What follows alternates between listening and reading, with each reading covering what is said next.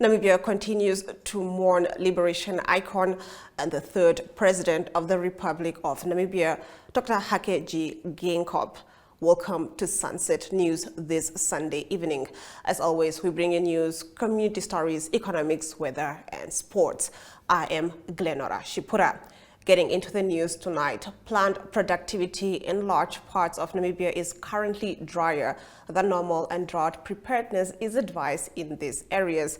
Exceptions are the north, northwest, and northeast, as well as isolated parts elsewhere where plant productivity is currently above average. This, according to ecologist Cornelius van der Waal's rangeland status report for the end of January, which said overall rangelands in Namibia tend to be drier than normal, except for a strip in far northern, northwestern, and northeastern parts, which are greener than normal.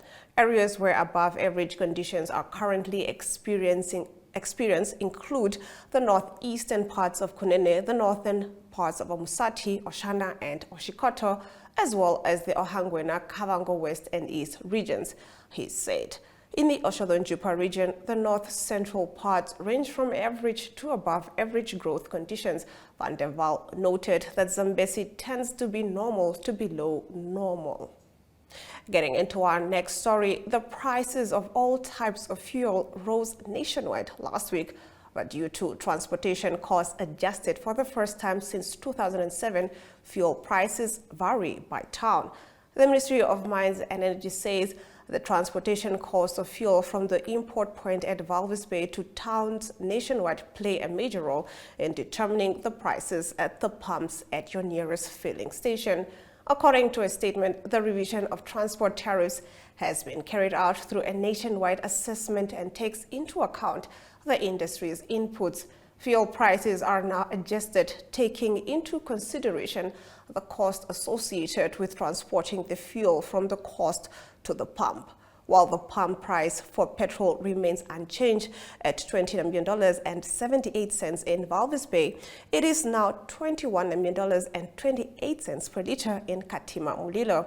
Furthermore, the ministry has decided to extend the temporary margin of 20 cents per liter allowed to wholesale oil traders for another 3 months until April 2024. Getting to our next story, the presence of the Namibia Revenue Agency, NAMRA, is felt throughout Namibia at 16 key border posts, 8 airports, and 2 harbors. NAMRA Commissioner Sam Shiwute says this extensive network allows the company to effectively manage and streamline the flow of goods, ensuring the smooth functioning of trade activities while upholding the highest standards of compliance. As an agency committed to ensuring the efficiency of customs operations, NAMRA acknowledges the crucial role of a proficient workforce in customs and excise. Shiwute said the professionals bear the responsibility of facilitating trade, maintaining stringent port control measures, and actively safeguarding against any illicit activities. International Customs Day was celebrated under the theme engaging traditional and new partners with purpose in Walvis Bay. He emphasized that while businesses seek to move goods faster in the supply chain at reduced costs, administrations are required to process increasing volumes of cargo with less reliance on physical intervention and with greater efficiency and speed, without compromising on its security, revenue collection, or enforcement responsibilities. In our last story, in order to give a dignified burial and to give all Namibians time to mourn their beloved president, Dr. Hakainde Geingob, President Nangolo Mbumba will declare Sunday, the 25th of February 2024, a public holiday. Per the Public Holidays Act of 1990, Act 26 of 1990, when a public holiday falls on a Sunday, the following Monday is observed as a public holiday. Therefore, Monday, the 26th of February 2024 will be declared a public holiday. This arrangement will allow for the burial of the late president on Sunday, the 25th of February 2024, and the memorial service to take place on Saturday, 24 February 2024. Transport arrangements are being made to transport the public to and from Independence Stadium on Saturday, the 24th of February 2024 for the main memorial service. Furthermore, the daily memorial services will take place at the Windhoek Showgrounds from the 12th of February to the 13th of February 2024 and at the Namcol Center in Katutura from the 14th to the 16th of February 2024. Announcements will be made for the week of the 19th of February 2024. The daily memorial services will begin from 6 p.m. to 8 p.m. No memorial services will take place at the residence of the late President Dr. Hage G. Geingob. The public is implored not to assemble at the residence of the late President. After the break, we'll be getting into our story of the day. Connection. It's in the human touch. The feeling of belonging. It inspires us and empowers us, creates clarity from complexity. It starts new conversations, unlocks the power of advice, and makes an impact on your life. At Alex Forbes, we pioneer insight to provide you with advice that connects your decisions of today to your impact tomorrow.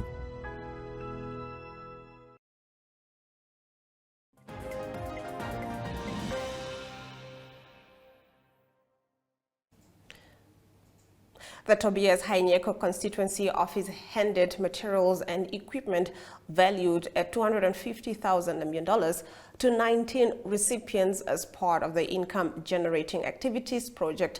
All 19 local business owners are residents of the Tobias Hainyeko constituency and received these donations after their applications for assistance were deemed successful. Paulina Garisses, one of the beneficiaries, received 2 3-legged pots, cooking utensils, and a bandsaw meat cutter. These, she says, will help her manage her business more efficiently while also diversifying her business dealings. Let's take a look. My naam is Paulina en my naam is Garisses. En ek bly in Okahandja Babylon van 4way af. Marketing, as jy daar kom, dan sal jy my daar vind. En ek is een van die gelukkigste persoon wat van die kanselaar se office my goeders ontvang het, my business goed ontvang het. En ek het vir lang tyd dit gesoek.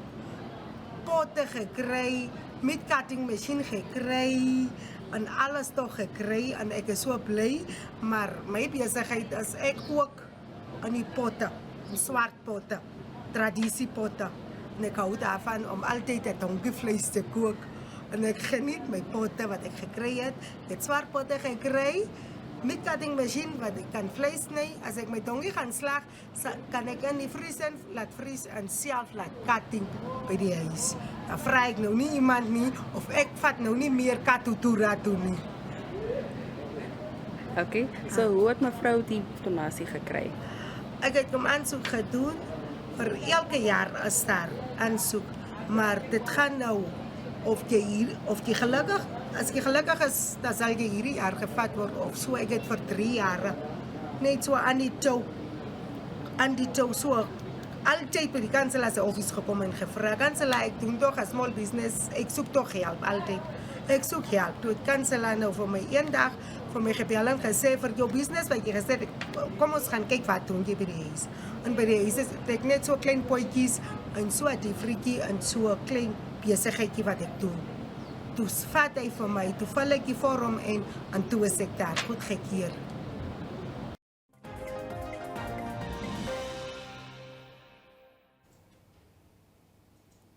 In our economic news, we look at Reuters' lineup of African business news.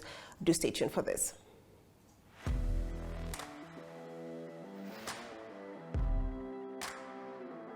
Hello and welcome to today's Sports Rep Show. I am your host, Jesse Jackson Kauraika.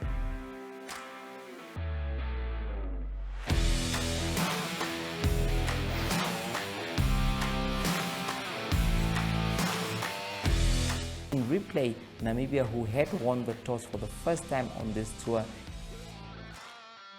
Good day everyone, time for international sports news, starting off with tennis news, both on the WTA for women's and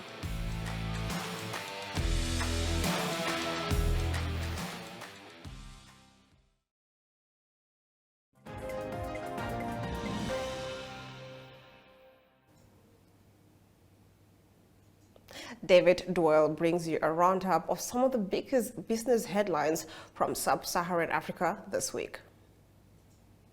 Here's what's been making the business headlines in sub-Saharan Africa this week. South Africa's Sasol said on Friday that it expects half-year profit to decline by as much as 42%. The world's biggest producer of fuels and chemicals from coal and gas said that was due to weaker oil and petrochemical prices and persistent infrastructure problems in Africa's most advanced economy. Ghana's Vice President Mahamudu Bawumia launched his election campaign for the top job on Wednesday, promising to revive the battered economy, fight corruption, and boost the private sector.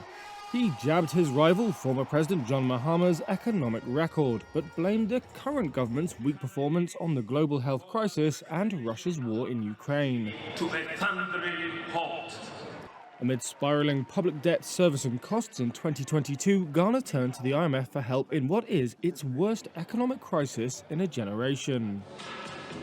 ExxonMobil said on Thursday it will exit Equatorial Guinea in the second quarter of this year, transferring its remaining assets to the local government. The company said the decision was aligned with its long-term strategy and comes amid a larger Africa phase-out from legacy crude assets. Guinea's SMB will invest up to $1 billion over the next 5 years to boost bauxite exports, its CEO said on Monday. That's after the country's leading producer and exporter of the critical metal exported a record of 48 million metric tons of bauxite ore last year. And finally, soap manufacturer PZ Cussons blamed the devaluation of Nigeria's currency as it warned on Wednesday of a lower annual profit. Nigeria, one of the British company's 4 major markets, saw the naira plunge to a record low against the dollar on Tuesday. Shares in the maker of Imperial Leather Soap, Carex Hand Gel and Saint-Tropez Tanning Spray fell as much as 14% to a 15-year low.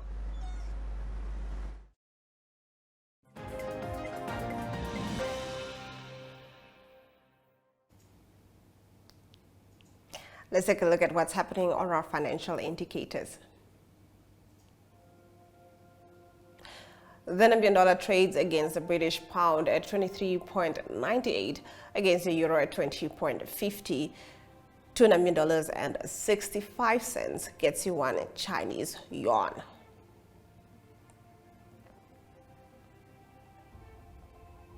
On the commodities market, gold, copper and platinum went down, while Brent crude oil went up, trading at 0.27%, going for $82.13 per barrel.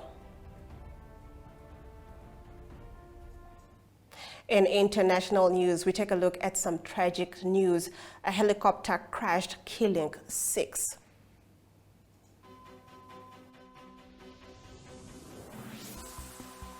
The Agenda is a weekly national affairs interview program hosted every Sunday by Namibian Sun editor Toivon Jabela, featuring a panel of high-profile newsmakers, analysts and experts.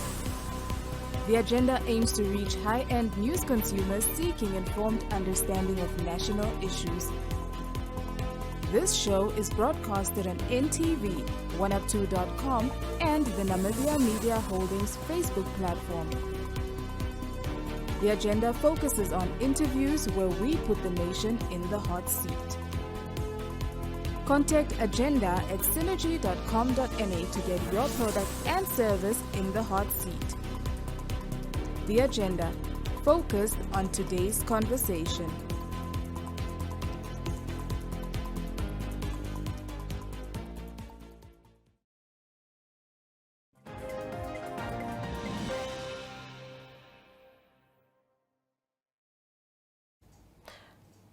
As previously mentioned before the break, 6 people died in a helicopter crash on Saturday.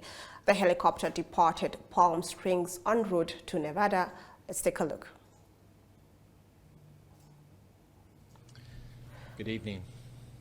Last night at 8:45 p.m. Pacific Standard Time, an Airbus EC-130 helicopter departed Palm Springs, California, en route to Boulder City, Nevada. At about 10:08 p.m., the helicopter impacted the terrain south of I-15 near Halloran Springs, California. Halloran Springs is about 75 miles northeast of Barstow. 2 crew members and 4 passengers were on board and were fatally injured. The crew consisted of a pilot in command and a safety pilot. The accident flight was operated by Orbic Air LLC as a Part 135 charter flight. Witness reports of the weather conditions at the time of the accident suggest rain and a wintry mix. The helicopter was not equipped with a cockpit voice recorder or a flight data recorder. This helicopter was not required to be equipped with those type of recording devices. We are aware of media reports of some downed power lines near the accident site. We will be looking into this report during our on-scene investigative phase of this investigation. Okay. All right. I want to thank you.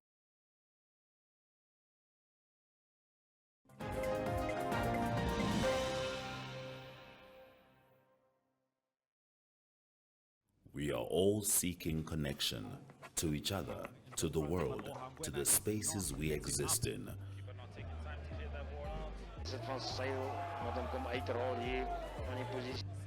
Poor sportsmanship right now from the lads. You might be physically ready, your body is ready, but mentally. Here's another chance, and it is a goal from Vindel Kahana. Wij zijn CVI is er aan neertrekken. Hij bal lijkt mij grond gevat. Ja, hij grond gevat. En dan zie je. But just enough next. Running that mountain up. Okay, so we will be doing this for the mountain climber. More advanced, slightly advanced. So is jou trolley reg? Want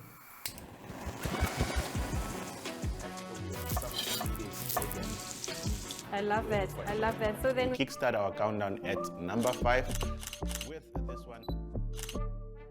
Op Netwerk TV se Klets Kompas gesels ons nuus van 'n Maandag tot Donderdag. Ons kyk ook na die weer en meer. Stories wat jou raak en stories wat saak maak. They've made a mistake in denying me bail, and they've made several other mistakes in many other cases. The channels that teach us something new or reflect our expression. So it goes beyond switching to the right station. It's about choosing the experience that can adorn the present, dressing it with our tastes as we expand our preferences, because what we are actually connecting to is boundless, limitless human energy. And this is the spirit of NTV.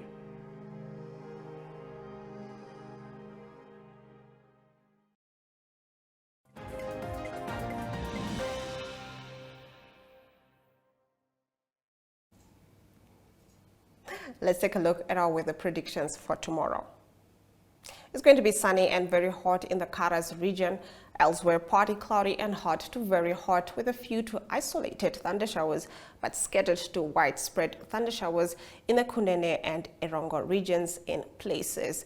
In the coast, it's going to be partly cloudy and warm to hot with showers in the north. The wind is going to be moderate to fresh northeasterly to southwest easterly.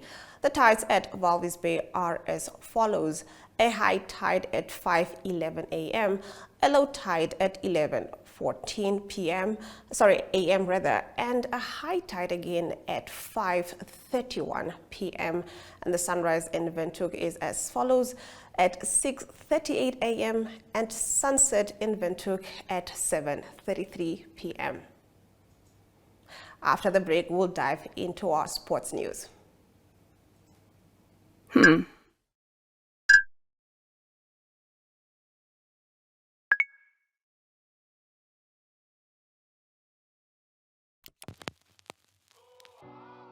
eTicket, your online ticket solution for events and event marketing, bringing you ease of mind and making sure that your event gets out there.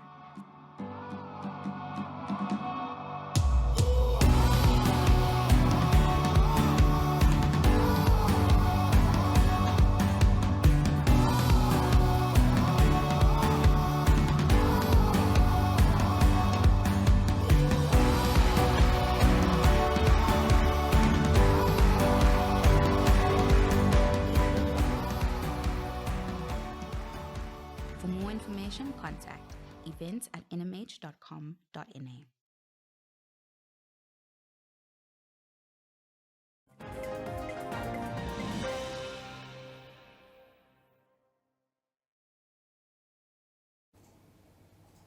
Let's start off our sports news with some AFCON updates.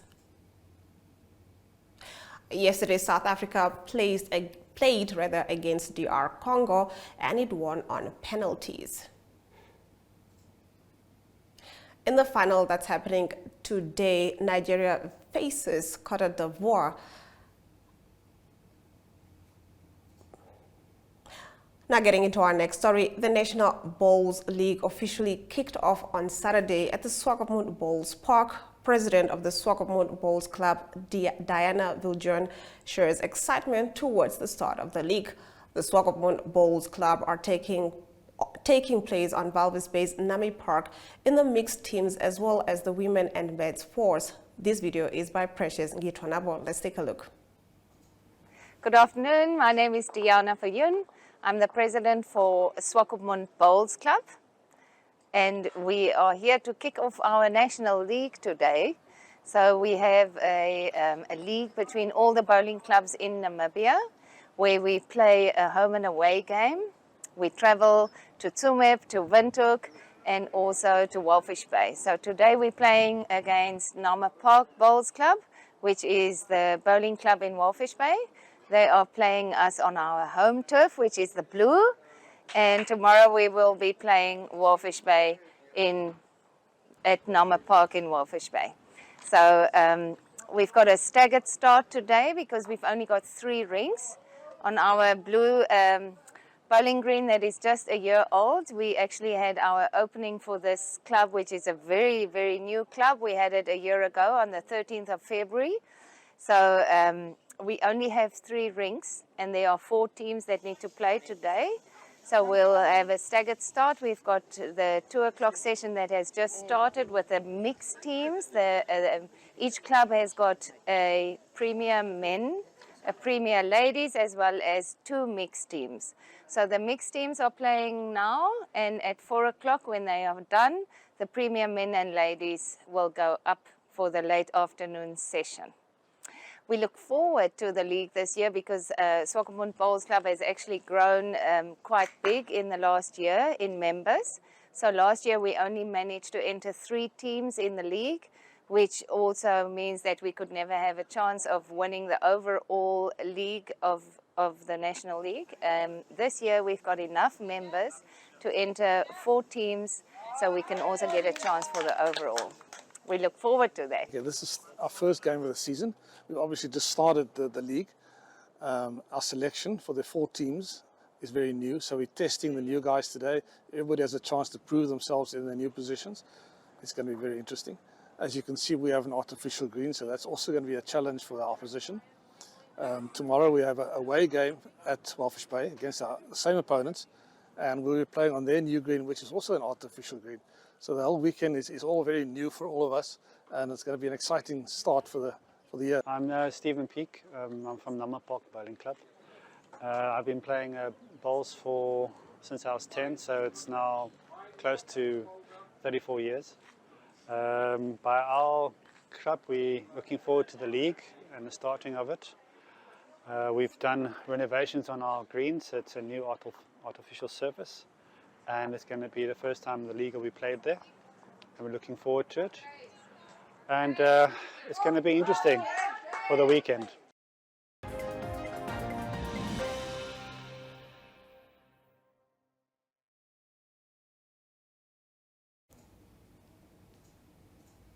Before we close off our sports segment, let's take a look at the final match happening tonight.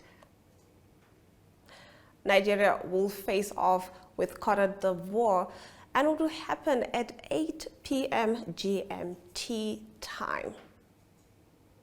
And with that, we've come to the end of the broadcast. Namibia continues to mourn the late President Dr. Hakainde Geingob, and Namibia Media Holdings would like to extend our condolences to the relatives, close friends, and the nation at large. From me, Glenn Rashipura. Until next time.